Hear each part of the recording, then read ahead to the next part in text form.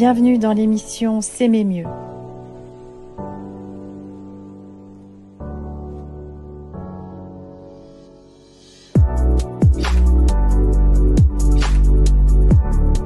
Je te propose un espace d'accueil, d'échange entre toi et moi pour monter en conscience de soi, mieux te comprendre et grandir dans ta relation à toi-même afin d'épanouir aussi ta relation à l'autre. Je m'appelle Olivia Saxby, je suis hypnothérapeute et coach du cœur. Ensemble, apprenons à s'aimer mieux. L'émission qui te réveille et te révèle à toi-même pour t'aider à comprendre ce qui entrave ton amour pour toi-même et ton harmonie dans tes relations. Bienvenue dans l'émission S'aimer mieux. S'aimer mieux nous-mêmes pour être en harmonie et s'aimer mieux aussi avec l'autre.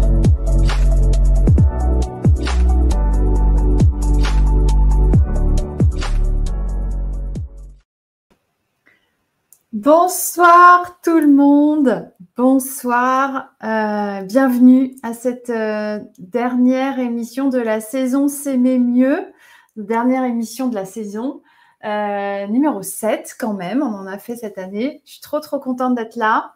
En plus ce soir c'est une soirée spéciale parce qu'en plus d'être la dernière, eh bien j'ai une invitée à laquelle que j'apprécie particulièrement, que j'aime beaucoup, qui est mon amie Aurore Pollier, qui est sexothérapeute, sexologue. Elle va se représenter tout ça. Et donc ce soir, on va parler aussi d'un sujet aussi qui me tient à cœur moi énormément, puisque je me qualifie en rémission du sujet. Et donc, on va parler aussi de dépendance affective. L'intention ce soir, c'est vraiment d'avoir une approche un peu plus personnelle. Je ne sais pas trop comment ça va évoluer dans le sens où on n'a rien préparé. Et c'est ça qui est chouette. Et donc voilà. Donc j'accueille avec beaucoup de joie, ma copine Aurore Pollier. Et voilà, bienvenue Aurore. Merci pour l'invitation Olivia, coucou et bonjour, bonsoir à tous et à toutes. Je suis trop contente qu'on soit toutes les deux ce soir. Comme j'ai dit à l'instant, on n'a rien préparé, donc ça va être interactif et en même temps ludique. Bon, la bonne nouvelle, c'est qu'on se connaît bien, toi et moi, donc ça va être chouette. Et justement, je voulais faire un petit peu différemment pour commencer l'émission, pour se présenter. Je trouve que c'est ce que j'avais fait avec Cédric. Ça peut être chouette que je te présente et ça peut être chouette que tu me présentes, du coup. Voilà. Qu'est-ce que tu en penses? Allons-y. Ouais. Tu veux commencer ou je commence? Allez, je commence.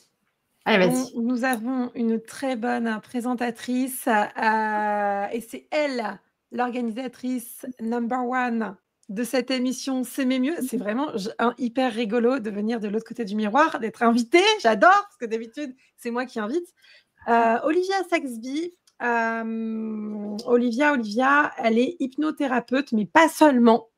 Comme vous avez vu, elle est coach du cœur et c'est comme ça que je l'ai rencontrée avec les cœurs connectés sur Facebook. Elle a un groupe et elle a créé une méthode assez révolutionnaire que personne n'a créée donc ça s'appelle la méthode Envie. Elle vous expliquera ce que ça veut dire mieux que moi. Et cette méthode s'adresse davantage aux femmes dans la quarantaine, la fameuse crise de quarantaine, milieu de vie, 40-50 ans. Et pour se retrouver soi, travailler justement sur la dépendance affective, mais aussi sur tout ce qu'on a envie de briller et d'être dans la vie. Donc, c'est une très belle mission de cœur parce que ça me parle énormément aussi en tant que femme, mais aussi en tant que thérapeute, évidemment. Voilà. Ok, top, merci. Oui, je vous parlerai un peu de la méthode Envie un peu à la fin de l'émission. Moi, je vais vous présenter Aurore. Alors, Aurore est sexothérapeute et thérapeute de couple. Moi, ce que j'aime chez Aurore, c'est son énergie, son dynamisme, son sourire, sa patate permanente. Même quand elle est fatiguée, elle a la patate, elle transmet une énergie de fou. Donc, c'est ça qui est super. Et alors, je vais pas forcément vous expliquer les différents programmes d'accompagnement qu'elle propose parce elle en a un certain nombre. Vous irez voir sur son site. Mais Aurore, c'est surtout une personne de cœur aussi, une personne avec laquelle moi j'ai résonné. On a résonné. La première fois qu'on s'est vu, on a résonné, on a connecté tout de suite dans cette, à la fois dans cette. Il y a 3 ans, hein. Ça y est, il y a 3 ans. 3 ans. Donc, on s'est vu sur Annecy parce qu'on est toutes les deux de Haute-Savoie. On était les pieds dans l'eau à se raconter notre vie. Exactement. Et il y a une forme de complicité féminine très puissante entre nous. Et c'est chouette et c'est ce que je voulais aussi amener un peu ce soir. Alors, je ne sais pas trop comment on va l'amener, mais on l'amènera comme on l'amènera. Ce côté un peu, sororité, sœur de cœur, de reconnaissance mutuelle dans notre énergie féminine, dans notre énergie de vouloir aider les autres, de vouloir accompagner, tout en apprenant à se respecter nous-mêmes, tout en étant dans cet apprentissage de qui nous sommes pour pouvoir mieux accompagner les autres. Et donc, je crois qu'on a ça en commun. J'avais fait partie de son sommet l'année dernière, c'était l'année dernière. Ça fait déjà, vivement le prochain. C'était un superbe événement aussi. Et puis donc voilà. Et donc ce soir, et c'est grâce à Aurore que je fais partie aussi de l'équipe de On Air Original. Et donc pour ça, je ne te remercierai jamais assez. Et donc voilà. Et Aurore, en tant que sexologue et sexothérapeute et thérapeute de couple, je voulais aussi qu'on aborde le sujet de la dépendance affective parce que pour le coup, là, professionnellement, c'est aussi un sujet qui nous touche toutes les deux. Donc voilà un petit peu comment. Est-ce que tu as quelque chose à rajouter? Oui, ce qui nous rassemble, c'est vraiment ce regard positif sur l'être humain, ces temps d'introspection. On a fait un colloque la semaine dernière, on a beaucoup ri et en même temps, c'était sur la charge mentale notamment. Le leadership au féminin et en fait, on avait cette connexion, cette compréhension toutes les deux mutuelle. D'un coup, on se disait: «Mais c'est super, on a vu le maire, la députée et cetera, mais en fait, autour de nous, on a tellement de femmes qui nous inspirent au quotidien» et on se disait l'une l'autre, on s'inspire et qui transpirent la sororité et l'entraide et ça fait du bien. Ça fait du bien de ne pas se sentir seul parce qu'on fait des métiers qui sont difficiles, très humains. On va aller puiser dans nos ressources empathiques et humaines et ça fait du bien de temps en temps de rire et aussi de se dire: «Ah tiens et toi qu'est-ce que tu rencontres comme difficulté ou comme grande réussite aussi et comme grande vibration?» C'est ça, voilà. c'est ça, c'est ça. Il n'y a pas cet esprit de concurrence, bien au contraire, on est vraiment dans un esprit de solidarité, d'entraide, de soutien, de « Ah ouais, t'en es où? Ta difficulté, c'est quoi ?» Effectivement, c'est vraiment ce qui nous unit et ce qui nous lie. Donc chouette. Et alors attends, j'ai autre chose à dire là-dessus parce que Olivia, j'étais dans un creux de vague là, il y a 2 ans, parce que je venais de me faire opérer de la corde vocale et en fait, Olivia vient chez moi, je lui raconte mes trucs et elle me dit: «Mais attends, il y a un truc que tu pourrais créer tout bête, tu l'as déjà en fait, tu sais ton programme pour les couples et tout» et en fait, en 5 minutes, on crée un truc de dingue et je me dis: «Mais oui, bien sûr!» Donc Olivia, elle a une vision comme ça où tu dis où elle va vulgariser, simplifier quelque chose qui, dans ta tête, est comme une espèce de pelote de laine. Tu dis: «Ah mais oui!» et c'est grâce à elle que j'ai créé le programme Reconnexion à 2 sur 3-4 mois. Tu te souviens? Et tu m'as dit: «Mais tu as tout déjà!» Et voilà, donc c'est juste pour dire, oui, entre thérapeutes, entre collègues, on se solidarise aussi. Ouais, Ça fait du bien. ouais. Ça fait du bien. Et du coup, on travaille, enfin, on a aussi des clientes en commun qui voilà. Donc, c'est vraiment un travail d'équipe et c'est chouette. Et c'est pour ça que c'était trop important qu'on refasse une émission ensemble ce soir sur ce thème. Alors, du coup, comment ça se manifeste, toi? Alors, est-ce que je voulais que ce soit personnel ce soir? Ouais. Est-ce que ouais, parce qu'en fait, ça suffit de parler de grandes théories, enfin, tu vois, parler des autres et tout. Je voulais en fait vraiment que ce soit vraiment un peu en mode conversation entre copines, quoi. Et ce que nous sommes. Et du coup, Alors moi, c'est vrai que la dépendance affective, c'est un sujet qui me parle tellement parce que, comme je disais tout à l'heure, je me considère comme étant dépendante affective en rémission. Ouais, j'ai entendu. À travers mes différentes expériences amoureuses, parfois très difficiles et douloureuses, j'ai dû surmonter un certain nombre de choses, mais c'est grâce à ça que j'ai aujourd'hui cette forme d'expertise, de spécialité dans la dépendance affective. Et grâce à ça aussi que j'ai développé mon podcast Indépendance affective, si ça vous intéresse d'aller voir sur mon Les site. top. Et du coup, je voulais, voilà, toi, est-ce que tu te reconnais dans cette formule-là ou pas du tout? Qu'est-ce que tu peux nous en dire? Je me suis reconnue par le passé, oui, je pense qu'on a tous et toutes été élevés avec l'histoire du prince charmant et de la princesse qui se fait kidnapper et puis en plus, je trouve qu'en tant que femme, on nous a vraiment élevés à faire plaisir à l'autre, pas que dans la sexualité d'ailleurs, mais à faire plaisir, à en tout cas être très, très, très surinvesti dans le couple et donc être en suradaptation et sacrifice. Et oui, je l'ai été, notamment dans mes grandes relations, longues relations, les papas de mes 2 enfants. Et je pense que c'est ce travail personnel et aussi en tant que thérapeute, parce que j'ai rencontré aussi pas mal de personnes, en thérapie qui étaient dans la dépendance affective. Donc j'ai l'impression, d'avoir des antennes comme ça. Je me dis: «Oh, ouh, là, on n'est pas en dépendance affective là?» Et je connecte, ouais, je connecte avec les autres et je me dis: «Tiens, en ce moment, il y a pas mal ça».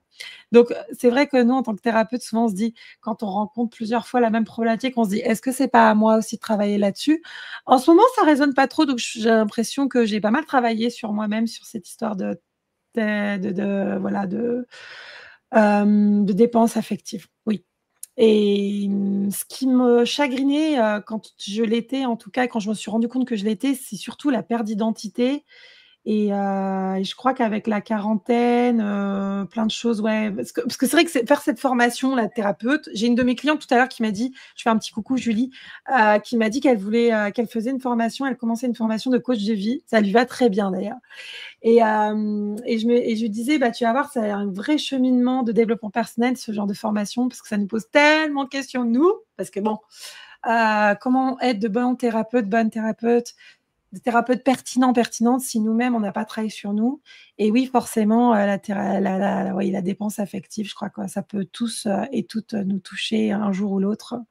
Et on associe ça souvent à la passion, à quelque chose, il faut que ce soit fort, intense, il faut qu'on sorte vivant. Mais on se rappelle que passion, c'est le mot qui veut dire souffrance en grec, donc non. On peut aussi avoir des relations plus saines et plus cool. Et là, actuellement, j'ai une relation plus saine et plus cool. Donc je crois que j'ai quand même un petit peu bossé sur cette question. Ouais, donc finalement, le signe de la passion, c'est pas forcément un bon indicateur d'une relation stable et durable, en fait. C'est ça que tu nous dis. Oui, surtout si ça perdure dans le temps et qu'on est dans des hauts et des bas tout le temps, c'est l'ascenseur émotionnel. Ça, c'est pas bon, c'est une relation toxique. Attention, faut pas qu'on confonde tout. Et puis, Comment on est là, souvent dans une relation, on se rencontre pas par hasard, tu vois? Olivia, tu le sais mieux que moi. Donc on va aller chercher, nos enfants intérieurs, nos petits garçons et petites filles intérieures et on va aller un petit peu chahuter entre les 2 là, et on va réveiller, voilà, nos blessures. Donc il va falloir être prêt, être prête.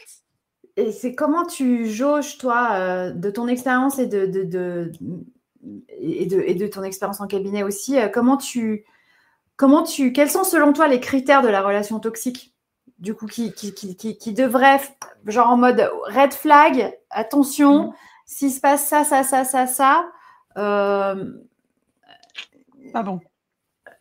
Ouais, je disais tout à l'heure la perte d'identité.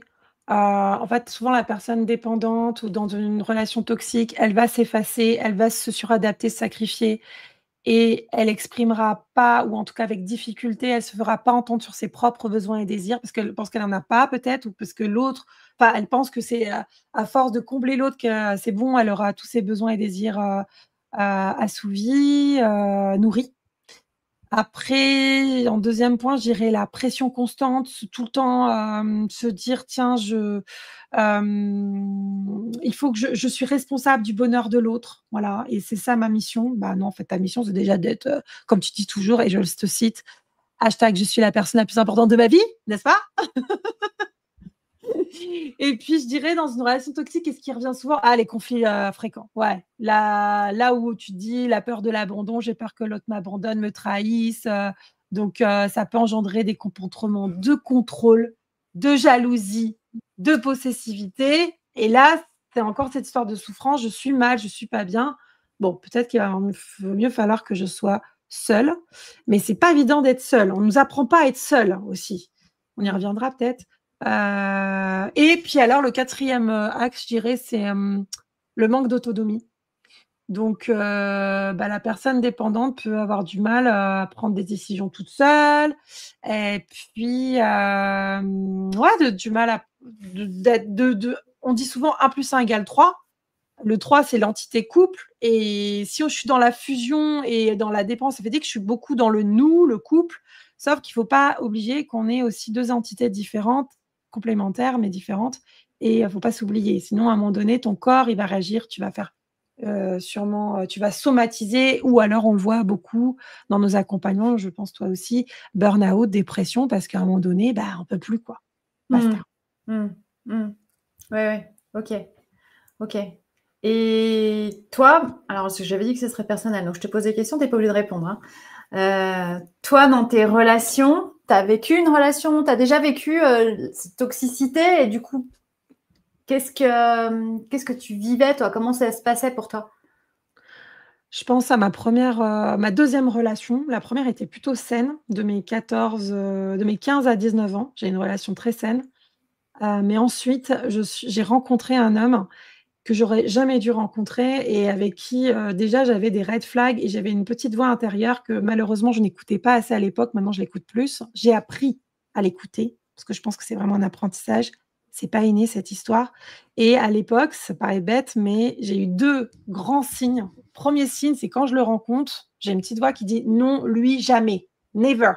Pourtant, il y a rien, on a un coup de foudre réciproque et juste après, j'ai cette petite voix que je fais taire parce que je me retrouve dans une situation très difficile. Je viens de perdre mon grand-père de manière très violente. Mon grand-père, c'était une figure paternelle très forte dans ma famille, qui croyait en moi, qui croyait en mes capacités artistiques. Personne n'y croyait.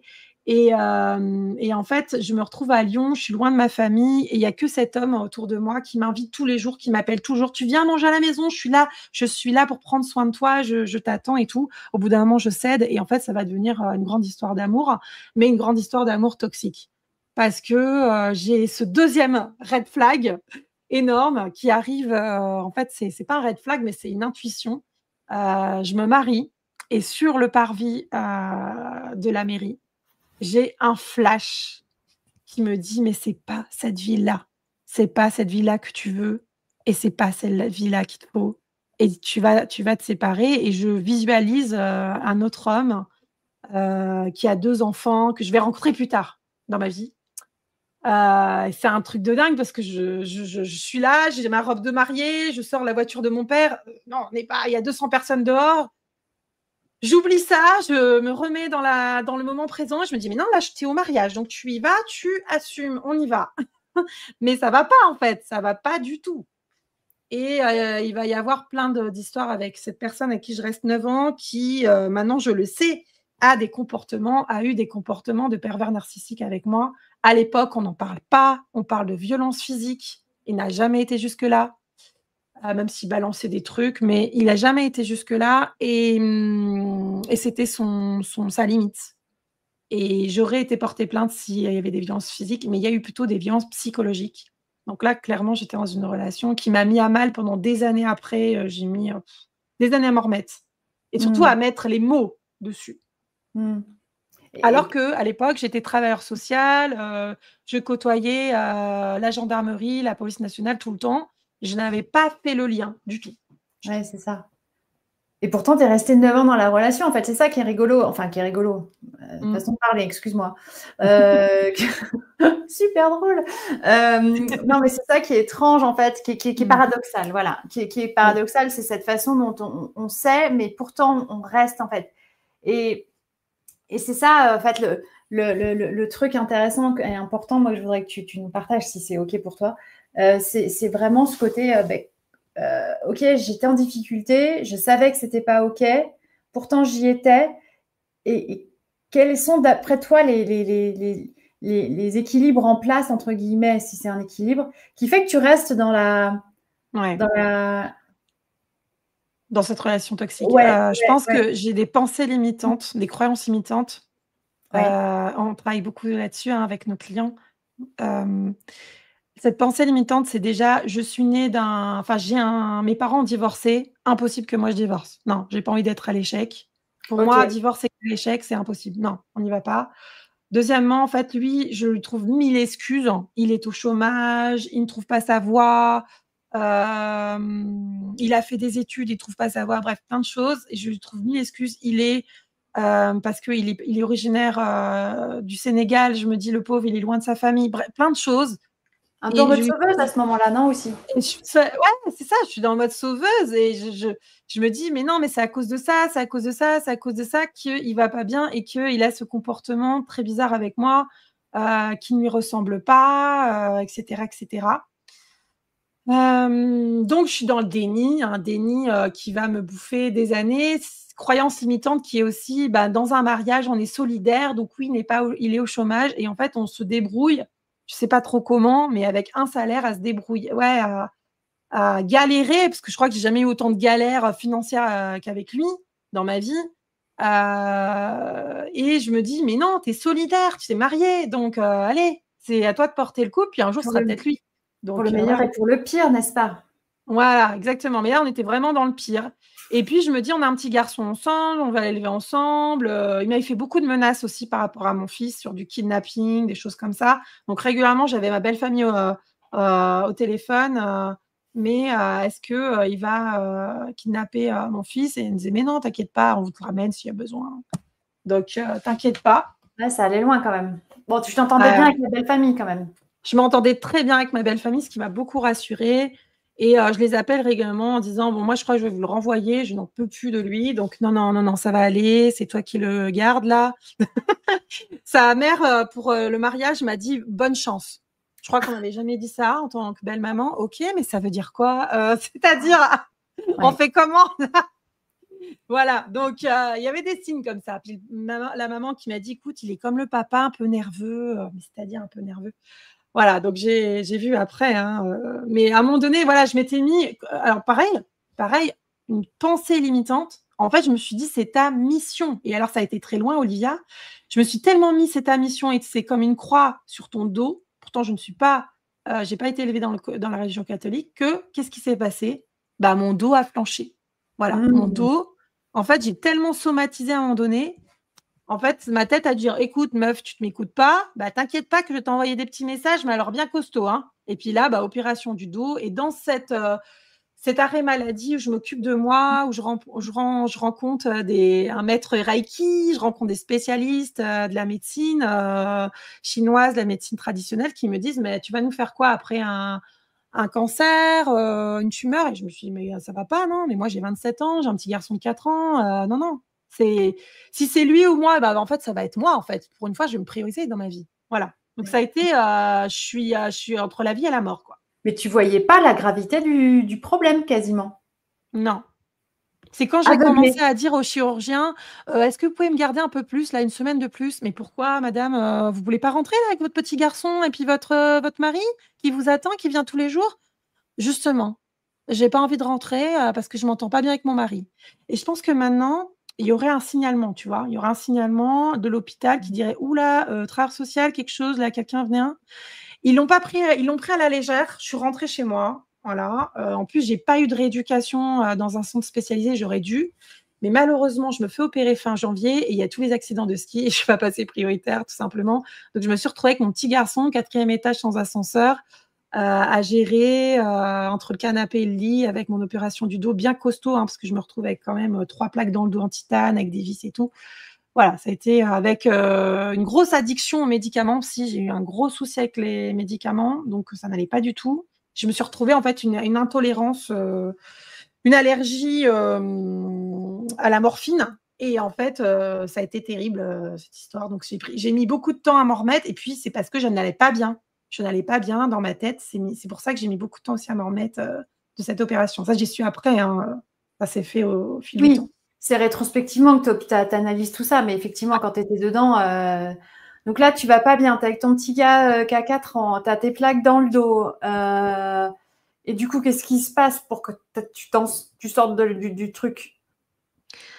Bah, c'est là où l'entourage est hyper fondamental.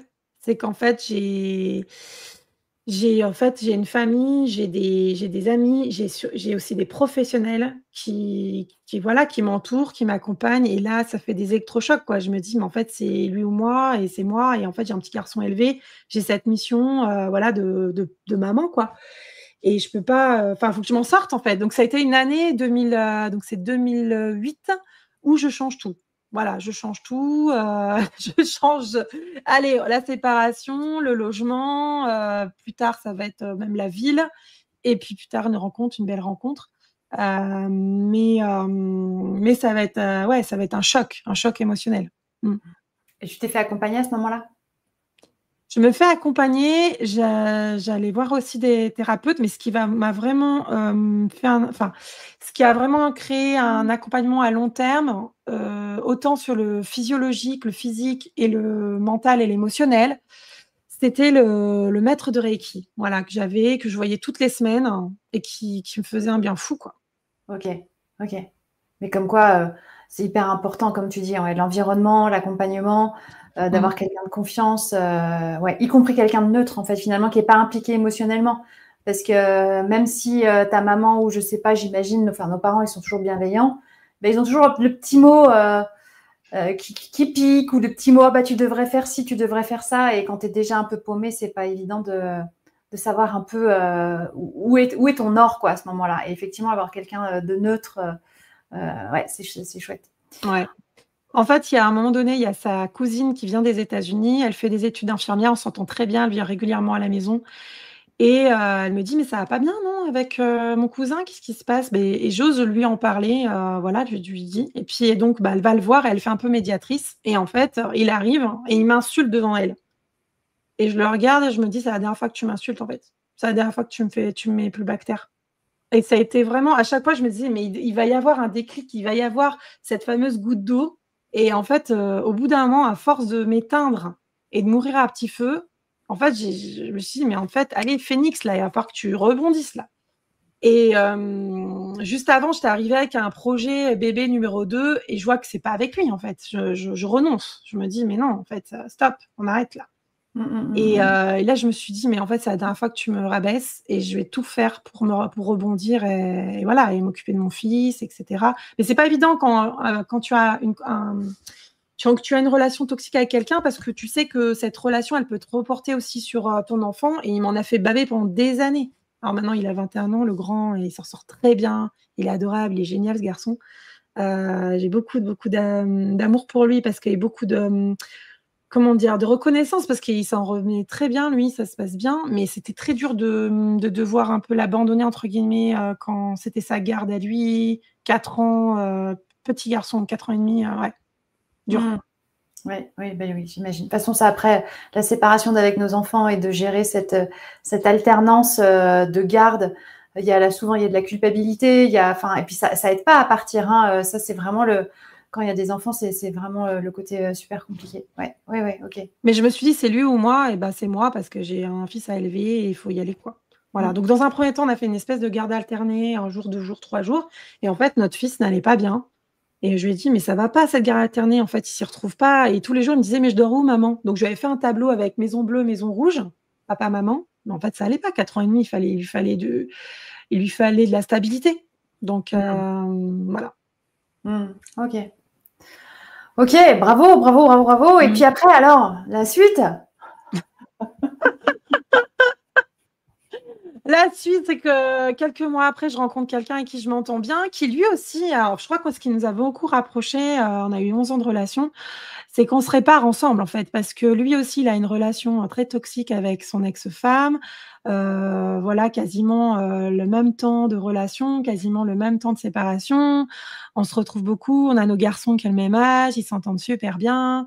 Elle a un profil encore plus, psychiatrique puisqu'elle est bipolaire Et en fait, on a 3 ans de divorce. Voilà, tous les deux. Lui, il est censé être en divorce à l'amiable, et puis pas du tout. Et voilà, et ça a été dit 3 ans. On s'est solidarisé à mort parce qu'on s'est dit on va mourir, c'est pas possible. Et on a beaucoup mis de joie en fait dans notre relation. On a beaucoup rigolé, on a analysé, on a rigolé. Mais il y a eu des moments où je me suis dit ouais, je suis en train de déprimer des fois. Je suis un peu en train de déprimer, donc j'avais consulté. Je me vois un jour à un mariage où on va tous les deux et je me dis ouais super le mariage bof en fait est-ce que tu y crois encore cette histoire de mariage franchement c'est la merde tout ça. Et puis je suis pas bien, je rentre et il me dit bon maintenant il va falloir qu'on se parle parce que ça va pas du tout là le couple, là je sens que tu vas pas bien, je sens que tu es en train de déprimer et à un moment donné on va se perdre. Et là ça me fait un électrochoc, je me dis mais non attends je vais pas refaire ma vie. Plus tard, on va avoir un enfant ensemble pour repartir en déprime et dépression. Mais je pense que c'était aussi parce que j'ai tenu pendant 3 ans très fort. Je me retrouve quand même à l'époque assistante sociale à l'aide sociale à l'enfance en service placement. Et mon ex-mari, pour l'anecdote, me dit « Je préfère que notre enfant soit en foyer et soit placé. » Non, enfin, je crois que tu ne sais pas ce que c'est qu'un enfant placé. C'est pas possible. Ne me dis pas ça à moi en tant que travailleur social, merci. Voilà, mais c'était pour m'emmerder, quoi. Voilà, pour me trucider. En fait, il y avait qu'un endroit où je pouvais m'atteindre, c'était avec mon fils, quoi.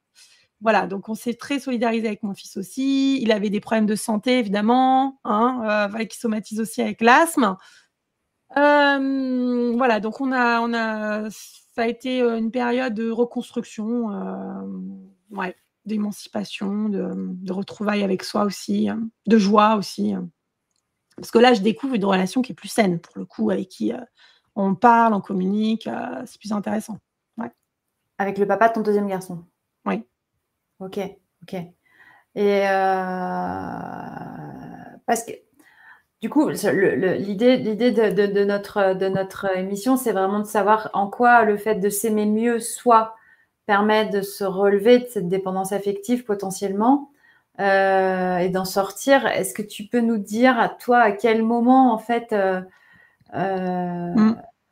est-ce que tu as déjà compris? Est-ce que tu comprenais que tu t'aimais pas assez ou jamais? Ou est-ce que, enfin, comment voilà, dis-nous. Ben, ouais, c'est vrai que moi, j'ai eu le syndrome de la sauveuse. En plus, j'étais assistante sociale, voilà, j'avais tout Ouais. pour. Donc, je prenais très peu soin de moi. Du genre, bon, bah, je vais pas au sport. Bah non, il y a les enfants, puis ils ont pas l'air très, très bien. Bon, allez, non, le sport, on verra, on squeeze, puis on ira la prochaine fois. Je voyais bien que mon compagnon de l'époque, il faisait jamais ça. Quoi? J'ai un problème? T'as un problème? Ah, ben non, moi, je vais au sport, hein. Donc, c'est là que je me suis dit, bon, là, il y a un petit problème. Et en fait, je me retrouve à mes 40 ans. Voilà, c'est l'année de mes 40 ans. Donc, il y a 5 ans. Et je me dis, OK, donc en fait, tu as toujours travaillé pour les autres. À cette époque, j'ai trois jobs parce que j'ai assistante sociale à mi-temps, j'ai le mi-temps en tant que sexothérapeute, thérapeute de couple, parce que je me lance depuis 2 ans. J'ai encore les réunions sextoy que je vais arrêter après. Donc, ça faisait un peu beaucoup. Et je me dis, il te faut un truc pour toi pour que tu vibres et que tu t'amuses. Parce que je suis beaucoup sur le côté joie quand même. Et je me dis, OK, il y a un truc qui est très glamour que tu adores. Et je me mets dans une association. En fait, tout le monde me fait un message pour me dire, tu sais pas, il y a un appel à l'offre, il y a un appel de candidature pour une association de pin-up. J'ai, ah, pourquoi vous avez pensé à moi là? Non, mais on te verrait trop là-dedans. OK. Donc j'y vais. Et c'est une candidature très sympa. Et je crée mon petit personnage qui est une hôtesse de l'air, qui voyage et tout. Et là, boum, premier confinement. Et là, franchement, ça nous éclate, quoi, parce qu'on fait tous les dimanches des challenges, Sunday Challenge, avec des délires sur la pin-up. Et la pin-up me parle énormément. Et ça me fait énormément du bien, en tant que femme, d'être dans une espèce de féminité assumée, glamour. Alors oui, exacerbée Oui. totalement, parce que là, voilà. Mais en fait, c'est un personnage, tu vois, Olivia. Et je me dis, OK, en fait, dans ce personnage, je peux tout faire, je peux tout être. J'ai pas de limite, puisque c'est une hôtesse de l'air, elle fait ce qu'elle veut. Elle va jouer, elle veut. Elle boit des cocktails à l'autre bout du monde. Enfin bon, moi, je suis partie dans mes délires, vraiment, dans mon imaginaire. J'ai beaucoup d'imaginaire. Et ça m'a beaucoup sauvée, d'ailleurs. Quand j'étais avec, je dis souvent, quand j'étais avec mon ex, là, qui avait des délires, là, quand il était dans ses délires, eh bien, dans ses pulsions, c'est n'importe quoi. je me mettais dans ma tête et je me disais, mais tu vois là, tu pourras jamais m'atteindre, mec. Jamais, jamais tu pourras m'atteindre parce que moi, je peux penser tout ce que je veux, je peux fantasmer tout ce que je veux. Et en fait, ça m'appartient. Ça, c'était une grande force aussi d'avoir ça. Par contre, quand on est un peu trop dans son imaginaire aussi, attention, c'est pas toujours la réalité. À un moment donné, il va falloir revenir dans la réalité. C'est pour ça que le corps m'a rappelé à moi, je pense. Merci, mon corps. Ouais, ouais. Ta colonne vertébrale, dans tous les sens du terme, Ouais. fallait Allez, la réanime-toi. réunir. Ouais, ouais. Carrément. Donc Ouais. voilà, donc 40 ans, c'est vraiment l'aube de ma vie, en fait, où je me dis, mais tu as le droit de faire ce que tu veux, tu as le droit de penser ce que tu veux. Et je pense un peu plus à moi, ma sexualité, je pense un peu plus, ouais, en tant que femme, hein. Les enfants sont plus sont plus grands aussi. Et puis, je pense qu'il y a cette surconscience que la vie passe et qu'on est en milieu de vie et puis que voilà, quoi. Donc, j'organise mon anniversaire sur le thème des pin-up. Vraiment, j'y vais voilà, jusqu'au bout, quoi. Mmh. Ok. Et ça t'a. En fait, c'est quoi? C'est que t'as poussé à l'extrême certains traits de ta personnalité dans ta féminité. Et comme tu étais, entre guillemets, déguisée à travers la pin-up, ça t'a permis d'exprimer à fond qui tu étais, en tout cas, c'est ça? T'as fait ta féminité, ta sensualité, tout ça? Ouais, en fait, c'était un peu du théâtre.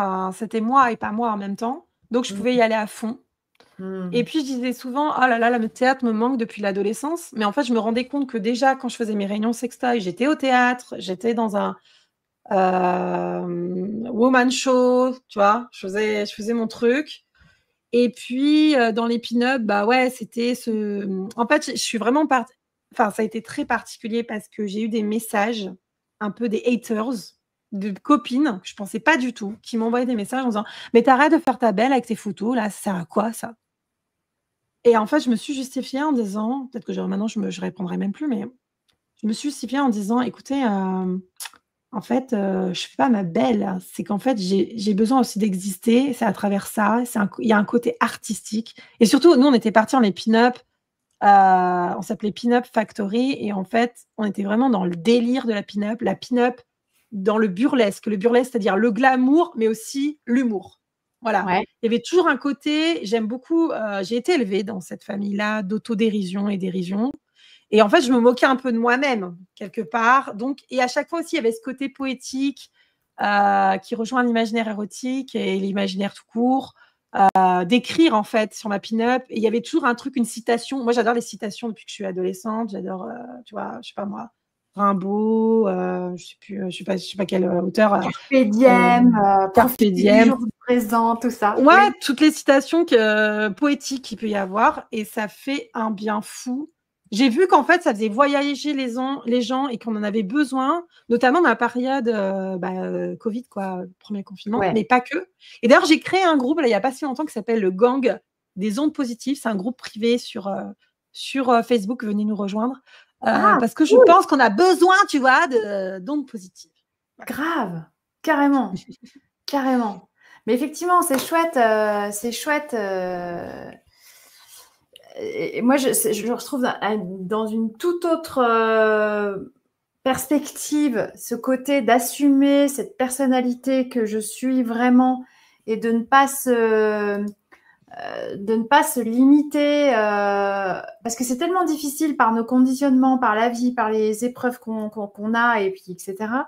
que de trouver un moyen d'affirmer qui on est pleinement et de s'aimer ainsi, je pense que c'est de toute façon l'enjeu de toutes nos vies à tous.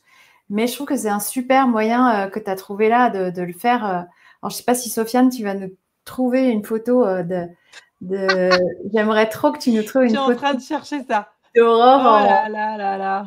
en pin-up. Mais Je me suis vraiment éclatée. En plus, c'était trop cool. On a eu des super collaborations. Parce qu'en plus, vu que je connais plein de monde, grâce aux réunions Sexta, grâce à plein de choses, eh bien, on a fait venir des vieilles voitures, des motos. Vraiment, ouais, on est parti vraiment sur les années 20, les années 70, où là, tu as vraiment la femme, en fait, c'est pas une femme objet, hein, c'est vraiment une femme qui s'éclate, qui vit, qui délire, qui s'amuse. Voilà, ça fait du bien. Ça fait vraiment du ouais, bien. ouais, ouais. Ah, trop bien, trop bien, trop bien. J'essaye de retrouver ça.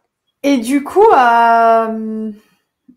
maintenant, aujourd'hui, tu es dans une relation stable, saine, sereine, avec un homme adorable que je connais, qu'on embrasse d'ailleurs au passage, s'il nous regarde ce soir. Mais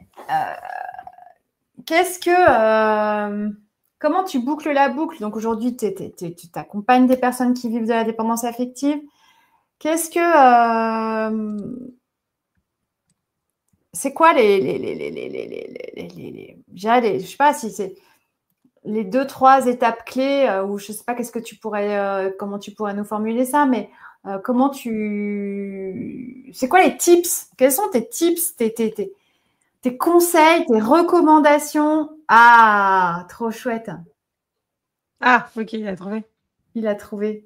Ah, ouais, c'est sûr, c'est hyper glamour, quoi.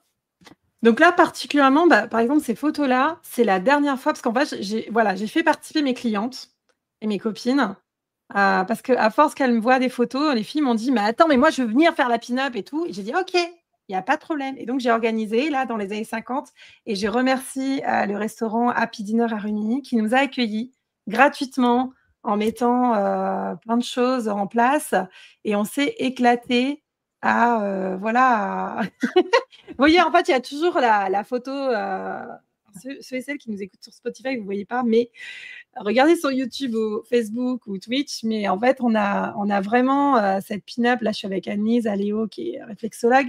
Gros coucou. On a derrière, en vue de dos Marina, un instant de bonheur 74. Vraiment, Marina Martinez, qui était une de nos photographes fétiches. C'est vraiment éclaté. Là, on a Aline qui est coiffeuse. Je fais un gros coucou à Aline Vérov. Et on a aussi Floriane Thomasé qui était là comme maquilleuse. Et on s'est vraiment éclaté. À chaque fois, en fait, ça, c'est pas vraiment la pin-up, mais on est parti. Là, je suis partie sur plutôt le Chapelier fou de Alice au pays des merveilles. Parce qu'en fait, à force de faire ces photos, j'ai des photographes qui m'ont appelé en me disant hey, c'est quoi ton prochain délire? Voilà, et c'est trop bien. Et d'ailleurs, on a refait des photos dans les fleurs avec. Je me suis rendu compte, en fait, que l'image de soi, ça fait partie de la confiance en soi, l'estime de soi, c'était hyper important. Ce qu'on pouvait renvoyer à l'autre, c'est la première chose qu'on pouvait renvoyer à l'autre. Et qu'il fallait s'amuser et s'assumer dans ses formes. Parce que là, concrètement, la pin-up, elle a des formes, mais elle a aussi ce petit grain de folie. Et j'avais ça. Et c'est pour ça que j'ai souvent ma petite fleur. Maintenant, quand j'ai pas ma fleur, les gens se disent « Attends, il y a un truc qui va pas là, qu'est-ce qui se passe ?» Et d'ailleurs, c'était les moments, j'ai remarqué Olivia, où je ne vais pas bien. Donc, ces moments, vous me voyez sans fleur, là, il y a un truc. Là, on vient te faire un gros câlin. Ouais, il me faut un gros câlin là. Oui, je suis dans le langage de l'amour du toucher, donc je peux y aller. Carrément. Et ouais, je me suis dit, attends, c'était quoi la question? Quels sont les tips? C'était les tips, les conseils. Qu'est-ce que tu peux, toi, à la fois en tant que thérapeute, oui, mais surtout en tant que femme qui a vécu, qui a traversé quand même quelque chose de compliqué, qui est passé par tous les stades, même physique, avec le corps qui appelle, le corps qui rappelle. Donc, tu nous as donné voilà, plein de choses sur le fait d'aller chercher cette image de soi. Mais parfois, les gens ont aucune espèce d'idée de de ce qu'ils renvoient aussi. Donc, qu'est-ce que tu pourrais dire pour aider les personnes qui sont en dépendance affective, des femmes comme des hommes, puis finalement, parce qu'il y a aussi beaucoup d'hommes qui souffrent parce qu'ils sont complètement dépendants et accros de leur nénette qui se fout d'eux. Ça va dans les deux sens. Et enfin voilà, c'est quoi? Qu'est-ce que tu nous dirais là? Petit message du cœur là. Je pense qu'en fait, on se rend pas compte, mais en tant qu'être humain, on est fabriqué pour survivre. Et de survivre dans la jungle, je ne sais où, mais en fait, c'est à nous qui nous créons notre propre jungle intérieure. Et à des moments, je me suis rattachée à des choses qui ont permis une forme de résilience. Déjà, je me disais, je ne suis pas toute seule. J'ai des amis, même si je les remercie encore, je les ai saoulés avec mes histoires. Et puis, j'ai trouvé aussi des thérapeutes géniales parce que ça m'a beaucoup aidé également. Mais en fait, je me suis dit, j'ai des ressources insoupçonnées en moi et je peux rebondir. Et en fait, ce qui m'habite, moi, c'est le phénix. Donc maintenant, j'ai un énorme phénix dans le dos. Voilà, je monte un tout petit peu, là, on voit une aile. Mais j'ai dans la moitié du dos un phénix que je ne vois pas, hein, concrètement. Je vois juste un petit peu les ailes sur le retour. Mais en fait, c'est mon phénix gardien qui me permet d'aller bien et qui me permet de ouais, parce que de temps en temps, évidemment, hein, on peut avoir des moments de moins bien, de bad, et je me dis, attends, un phénix, toi? Allez, hop. Euh, Donc voilà, je pense qu'il faut qu'on se rattache à quelque chose qui, je sais pas, des totems, des symboles. Je pense pas quelque chose forcément d'énergétique ou spirituel, mais si ça vous habite et si ça vous parle, allez-y. Mais je pense que en nous, on a des ressources vraiment insoupçonnées, et il va falloir vous faire confiance parce que vous allez pouvoir rebondir. Et puis l'être humain est fait comme ça, c'est-à-dire il a besoin, et souvent je dis, moi la première, je l'ai vécu dans cette situation-là notamment, de tomber très bas pour rebondir. Voilà.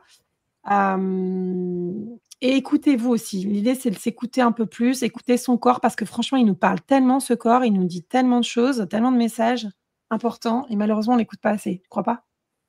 Si, si, si, si. Ça, c'est le corps. Moi, j'ai pris conscience au fur et à mesure, pareil, à travers mes différentes épreuves personnelles, à quel point le corps est présent et à quel point il nous parle, et que, enfin, j'étais comme toi, j'étais un peu tellement tout le temps dans ma tête, dans mes peurs. Et en fait, plus j'écoute mon corps, mais quand je dis je l'écoute, c'est-à-dire j'entends ce que l'émotion veut me dire, parce que j'ai appris à le faire aussi. J'entends ce que l'émotion veut me dire, et je la transforme, et enfin voilà, j'écoute comme si c'était mon meilleur ami qui me parlait, en fait, parce que c'est le cas, en gros. C'est le cas. C'est le cas, en fait, parce que en plus il sait mieux que moi ce qui se passe, parce que bah, tu vois, le corps reçoit les red flags avant moi. Donc, si en plus il sait mieux que moi, autant l'écouter, parce que du coup, c'est toujours un bon conseiller. Donc oui, oui, le corps. Ah oui, mais là, tu vois, rien que d'y penser, rien que d'en reparler, j'ai mal au dos et j'ai mal à la gorge. Ouais, ouais. Alors Donc, désolée, je voulais pas brasser les trucs un peu pénibles, non, hein, bah c'était non, pas je pense, en fait, comment dire ça? Oui, ça brasse un petit peu, mais c'est plutôt dans le sens, je pense qu'il faut aussi qu'on soit un porteur d'espoir.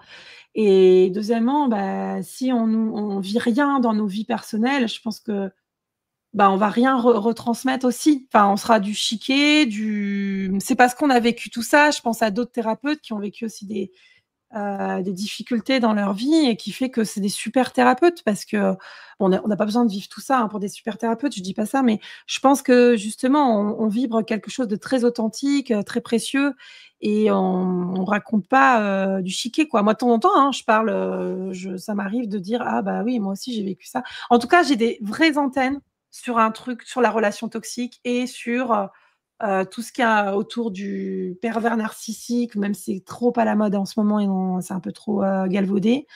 Ouais, j'ai vraies antennes parce que j'ai vécu ça, quoi. Donc, je le vis dans ma chair. Quand je commence à avoir mal au dos, mal à la gorge, pas bien, je me dis, ouh putain, là, c'est pas en train de se passer ça.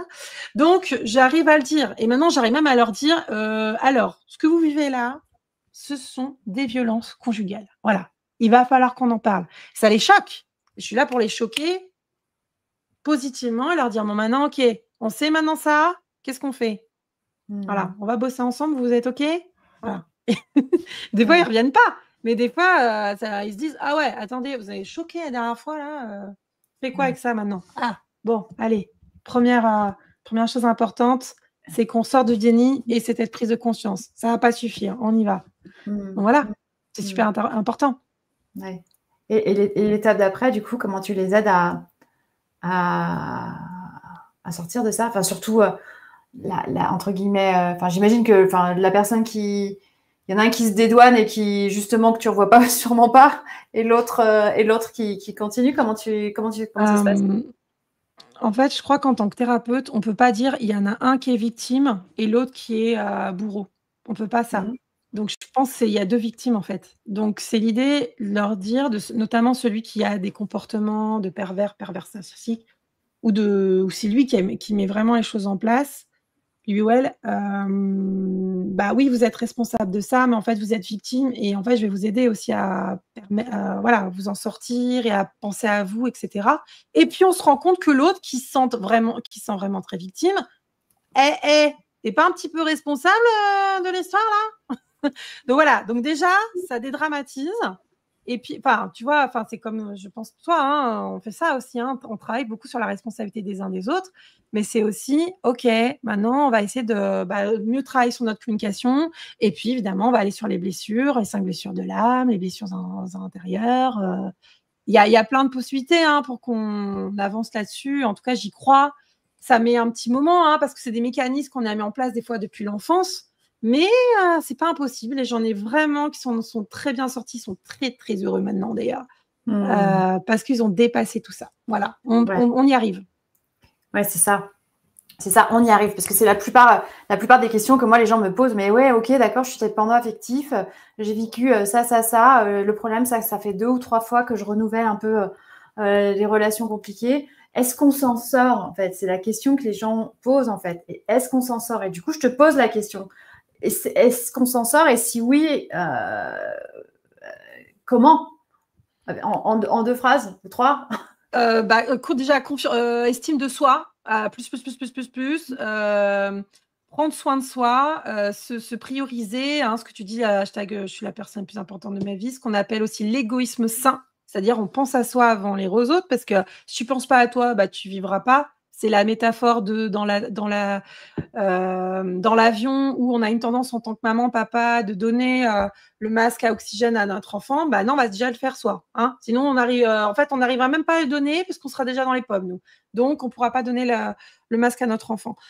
Ouais, c'est à un moment donné, en fait, je pense à moi, je priorise et c'est pas je fous tout en l'air parce que je suis arrivée aussi à un moment dans ma vie où, en fait, fuck you tout le monde. Allez, c'est bon. Fuck you very much. Je ne veux plus vous parler, je ne veux plus vous entendre. C'est moi, me and myself.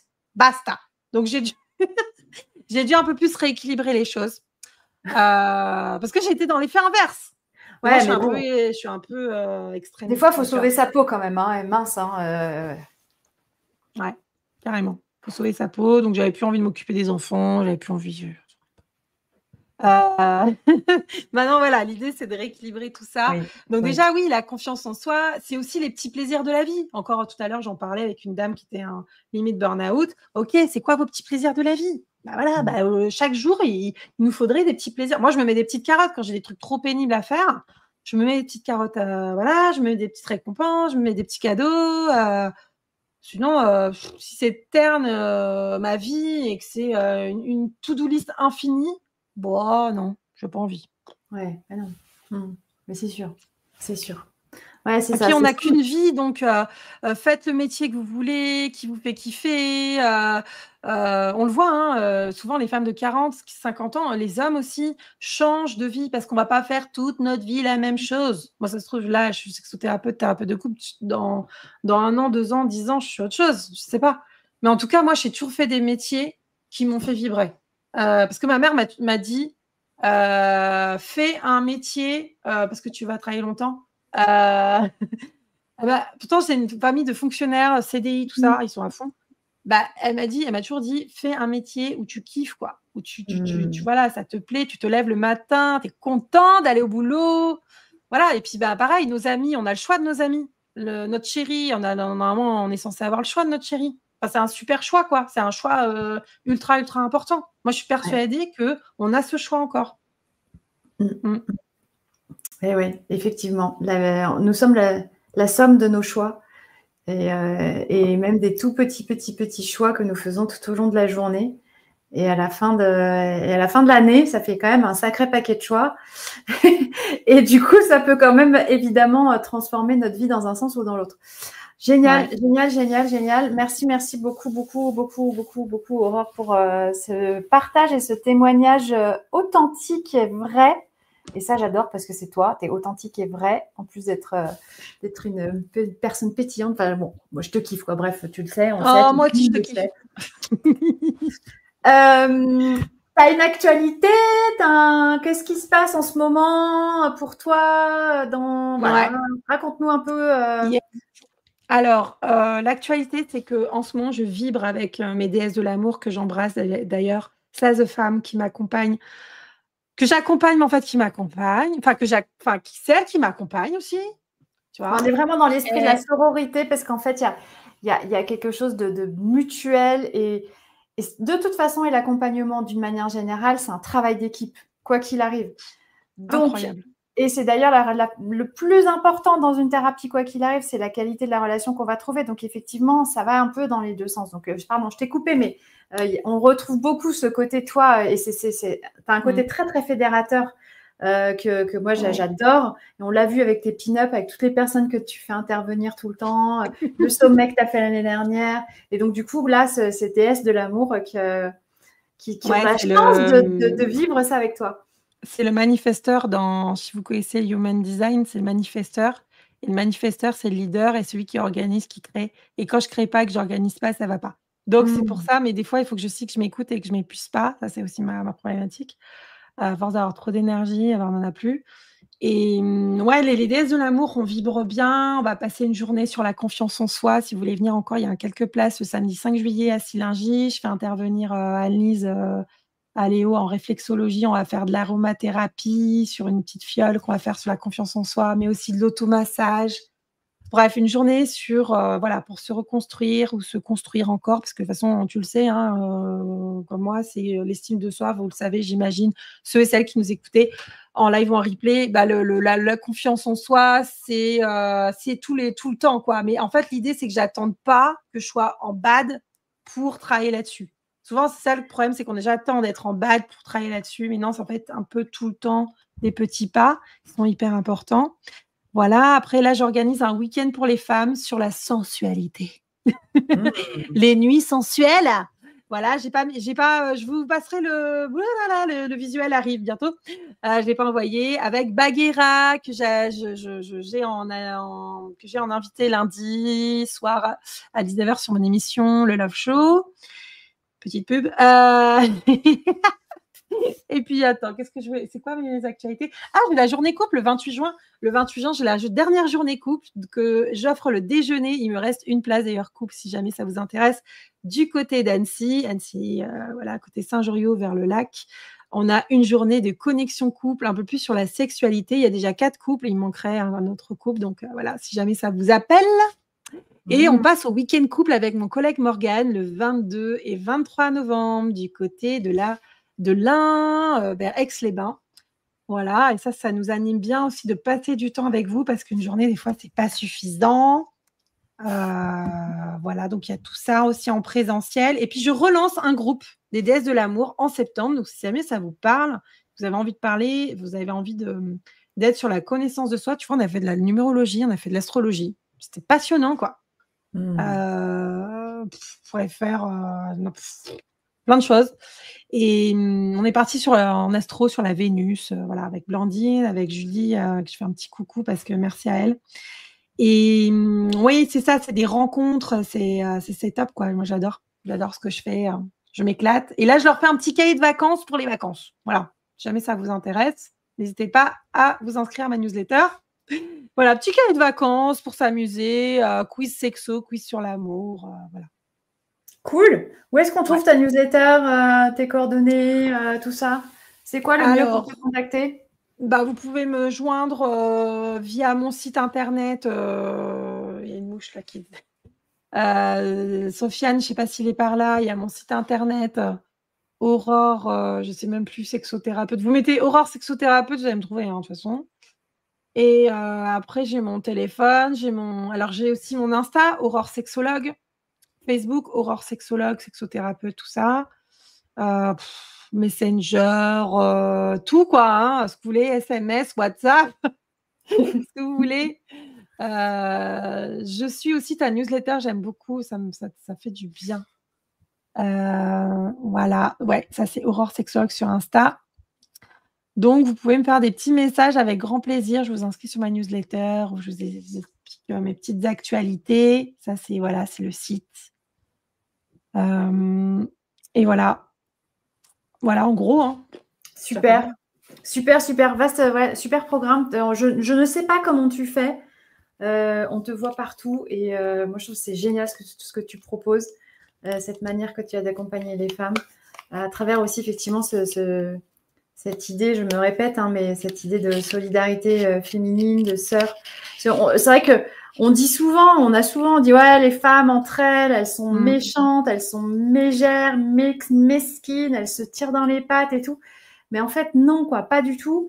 À partir du moment où il y a du respect et du respect, une forme de, je cherche un mot, c'est quoi le mot que je cherche? Bienveillance, empathie, Ouais, bienveillance, tolérance. admiration. Il y a une forme d'admiration. Enfin, je veux dire, on s'admire un peu, on s'inspire les unes les autres en fait. Et quand tu commences à comprendre à quel point on peut gagner, grandir à travers le contact les unes aux autres et les uns aux autres en général, hein, mais si on les exclut pas, mais c'est vrai qu'entre femmes, quand on est dans cette énergie-là entre femmes, c'est tellement puissant, quoi. C'est vraiment, vraiment super. Et toi, tu incarnes ça très fort. Et je trouve ça chouette. Merci. Je trouve ça chouette. Et je te dis ça, je sais pas, ça serait peut-être, tu vois, je t'ai dit un truc il n'y a pas très longtemps sur ton programme couple.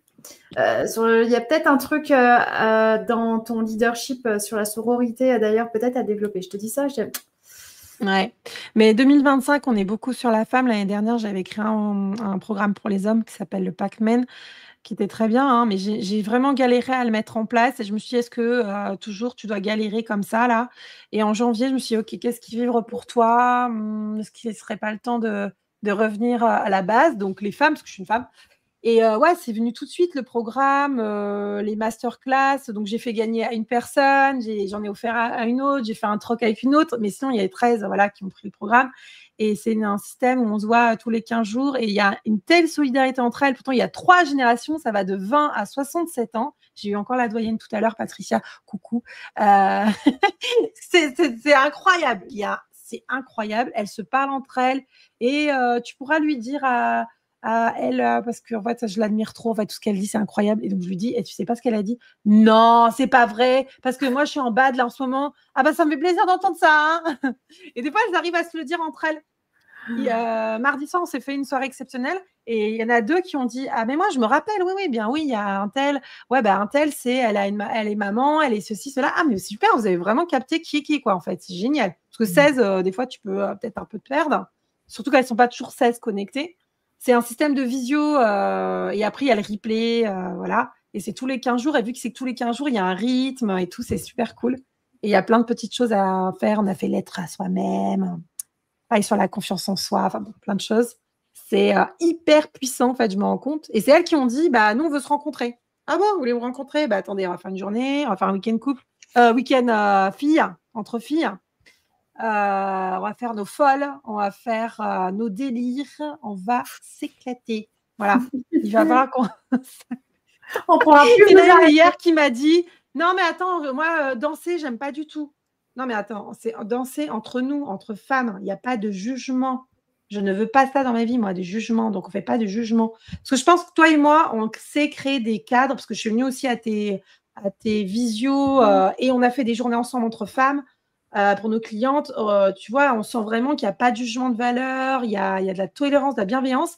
Et alors, c'est dingue, mais ça se crée, quoi. Tu vois, entre. J'ai vécu des trahisons amicales femmes, et ça a été très fort pour moi, et je l'ai très mal vécu. Mais par contre, je pense quand même dans la majorité de ce que je vis avec les femmes, c'est pas ça, quoi. C'est la sororité, c'est la solidarité, ouais. C'est ça, c'est vrai. En tout cas, ouais. Et ça fait du bien, et c'est pas contre vous les hommes, c'est pour ceux et celles qui nous écoutaient, pas du tout. Mais pour non. Mieux se retrouver, on vous aime. On vous aime.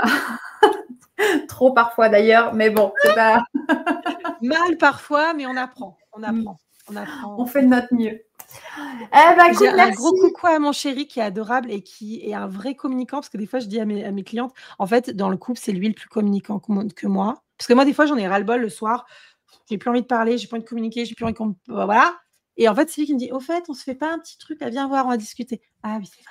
Je m'occupe de toi, il faut qu'on s'occupe de nous. Et c'est important, hein, voilà, qu'on représente aussi, voilà, qu'on vibre aussi dans notre vie personnelle. Très important.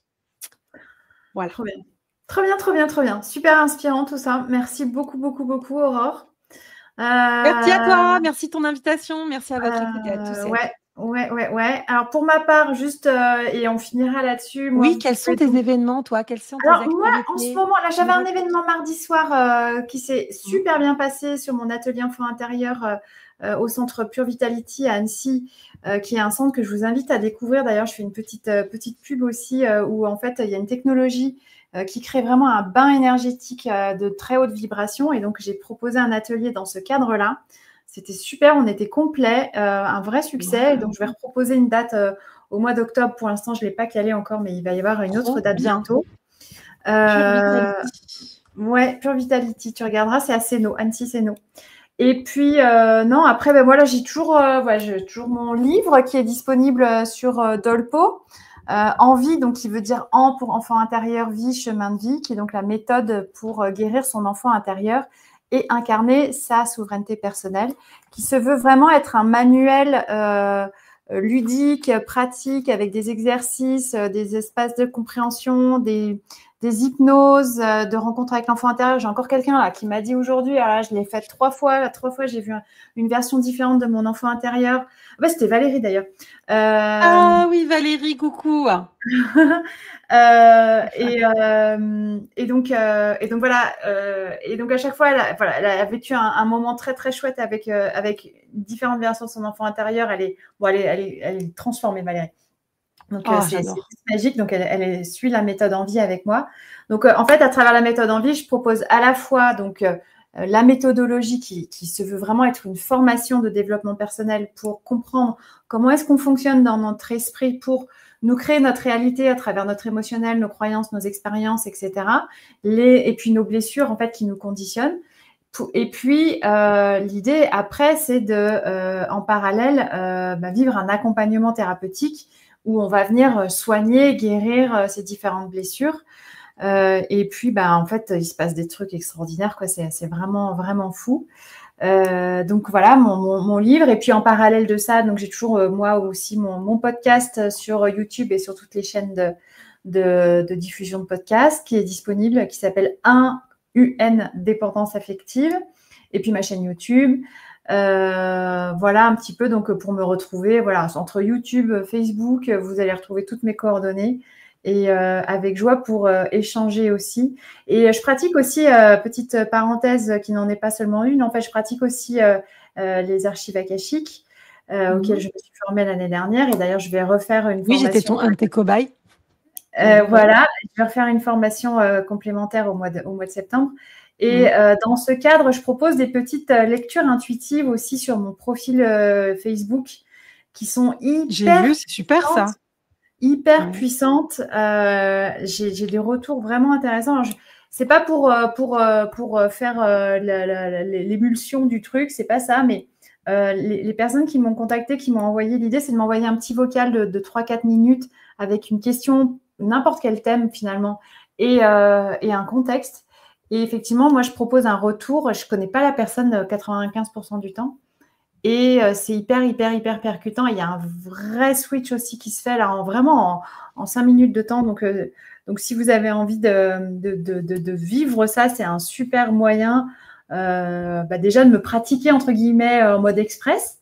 Et en même temps de récupérer, de retrouver, de trouver une vraie clé de transformation très, très, très utile et très puissante.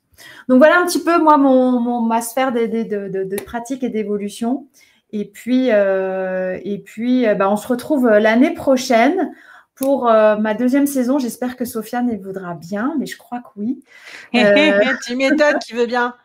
Alors, Pour la et pour ceux et deuxième celles saison. qui nous écoutent, les auditeurs, auditrices là, de On Original, pour vous dire que Olivier, en fait, je l'avais invité dans mes émissions là, et puis en fait, c'est génial, elle a créé son émission. Comme quoi, c'est possible. Yes! Ouais, non, mais voilà, comme quoi il faut suivre les opportunités et qu'il faut répondre oui et qu'il faut suivre sa joie, suivre son cœur et voilà. Et donc, on se retrouvera donc à partir d'octobre, parce que du coup, septembre, je ne serai pas là, puisque je serai en formation archive akashique, mais à partir du mois d'octobre pour la nouvelle saison de S'aimer mieux, que j'aurai la joie, le bonheur et l'immense honneur d'animer à nouveau dans cette comment dire, avec cette belle équipe de la web radio On Air Original dont tu fais partie aussi, Aurore, donc c'est trop chouette. Oui. On a Voilà, vraiment de voilà. super émissions de thérapie là, de développement personnel, de vibration, de connexion, ouais, top. De médiumnité Merci, aussi, tout ça. Enfin, il y a plein de choses. ouais, Franchement, abonnez-vous à thérapie. Original, c'est une super, super radio. Mmh. Et sur ce, nous vous souhaitons une très, très, très, très belle soirée, de très, très, très belles vacances pour ceux qu'on ne revoit pas d'ici là. Et puis, on vous dit à l'année prochaine. Prenez soin de vous. Et n'oubliez pas que vous êtes la personne la plus importante de votre vie. Jamais hyper important. Bisous. Bisous. Merci.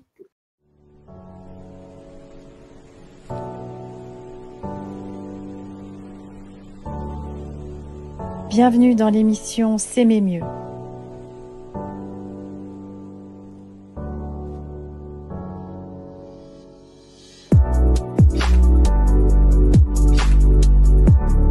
Je te propose un espace d'accueil, d'échange entre toi et moi pour monter en conscience de soi, mieux te comprendre et grandir dans ta relation à toi-même afin d'épanouir aussi ta relation à l'autre. Je m'appelle Olivia Saxby, je suis hypnothérapeute et coach du cœur. Ensemble, apprenons à s'aimer mieux. L'émission qui te réveille et te révèle à toi-même pour t'aider à comprendre ce qui entrave ton amour pour toi-même et ton harmonie dans tes relations. Bienvenue dans l'émission S'aimer mieux. S'aimer mieux nous-mêmes pour être en harmonie et s'aimer mieux aussi avec l'autre.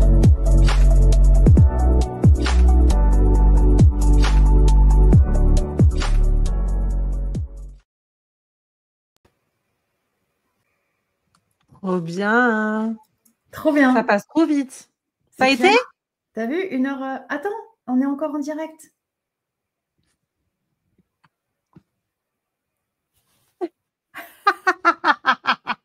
Hey! C'était en fait le making of. Making of. Allez, à très vite.